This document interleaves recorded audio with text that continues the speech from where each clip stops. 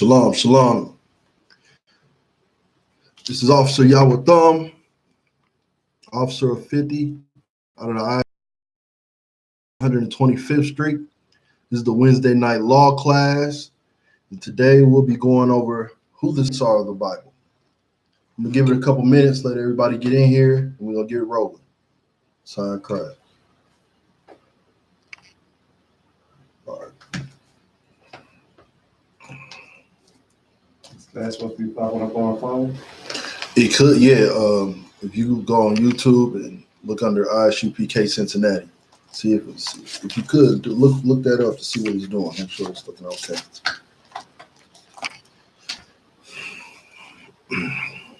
All questions, type all questions in here. We'll get them answered.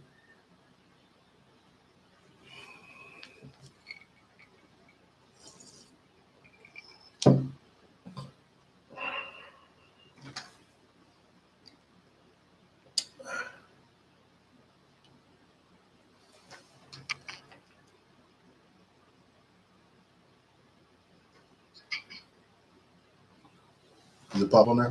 Mm-hmm. Oh, sorry, Christ. Is it clear? You need to put the sign-in sheet in here. On this one, I can't.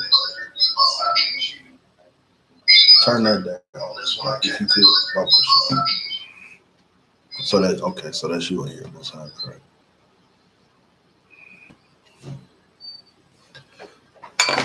All right. About to get rocking and rolling. You got one more minute. Yeah, sorry, I got to sign in here.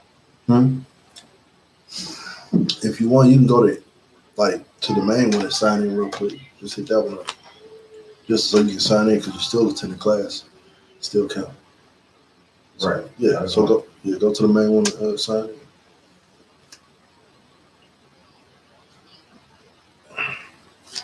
I don't understand what you mean by the name. I.S.U.P.K. online classes. It should be something to pop up live.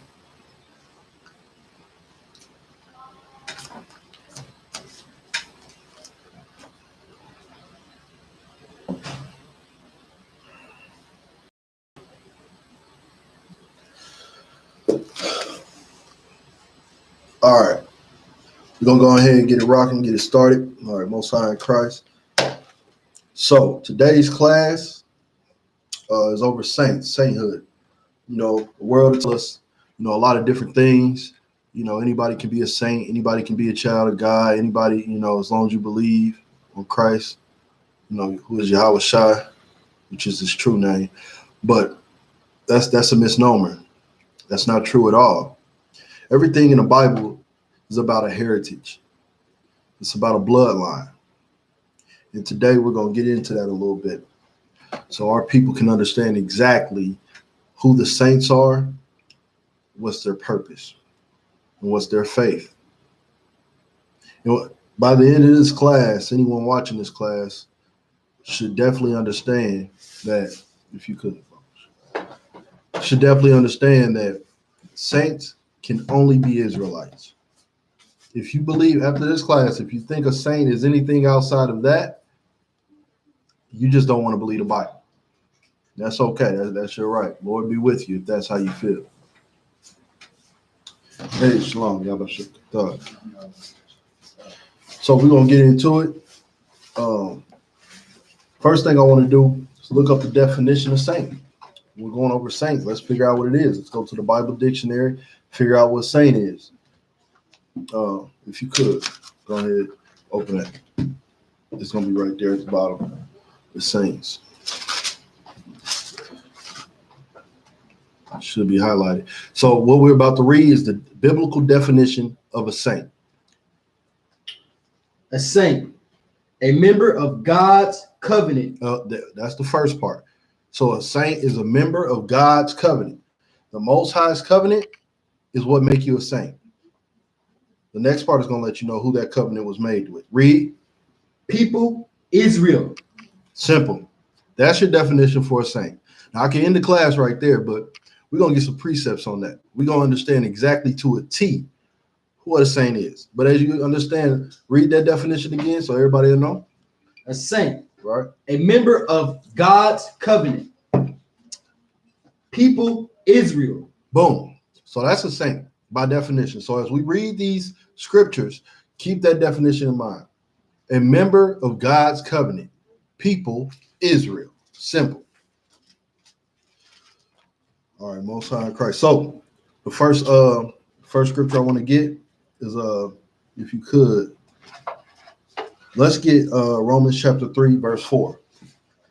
Because there's some things we have to understand before we can even get into this. First, we got to understand who his people are. But even before that, we got to understand the language and the understanding of the Most High, how he operates. Because we've been told a lot of lies in this world. Getting to that a little bit later, too. There's a lot of lies that's been fed to us. And, of course, we're listening to it because we don't know what righteousness is. And that's okay. But men in I.S.U.P.K. are here to guide our people back. You know what I'm saying? Most High in Christ. So if you could, Romans chapter 3. The book of Romans, chapter 3, verse 4. Right. God forbid. God forbid. So whatever, God forbid what we're about to say. Read. Yeah, let God be true. Let God be true. But every man a liar. Every man a liar. So what I'm about to break down to you is purely from the Bible. Not what I feel, not what I think. Straight Bible. It says, let God be true and every man a liar. Meaning, there's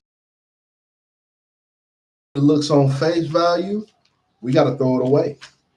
We can't listen to that. We have to retrain our understanding and our mind for the Lord and what he wants, not what a Christian pastor told us or a Muslim or some guy we thought that was so intelligent and insightful. That's irrelevant if it doesn't come from these scriptures. You understand? Right. Give me Isaiah chapter 28, because there's a certain way that the Lord says he's going to teach us. You understand? And this is the way we're about to go do it. 28:9. The book of Isaiah, chapter 28, verse 9. Read. Whom shall he teach knowledge? Whom shall he teach knowledge? Read. And whom shall he make to understand doctrine? So that's what we're dealing with right now. If you want knowledge of the Most High, if you want to understand the doctrine of the Most High, it's about to tell us who he teaches it and how he teaches it.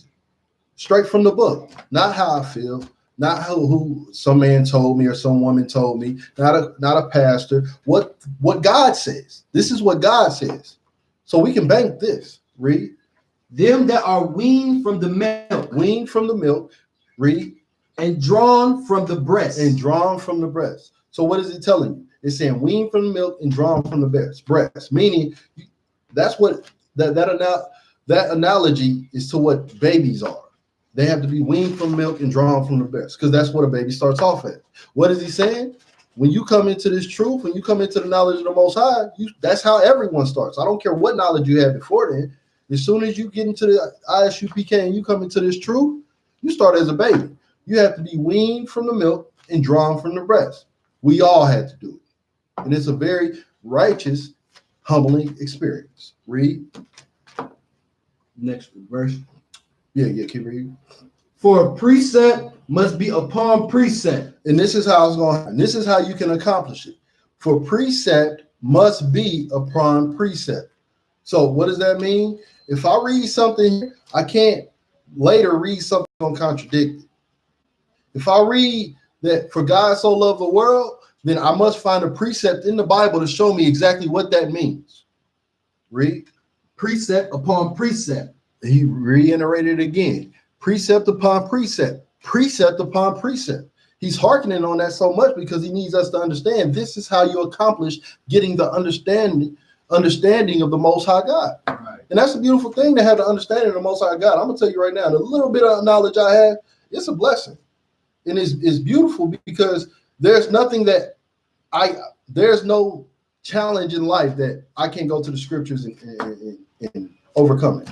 It's a blessing. Read.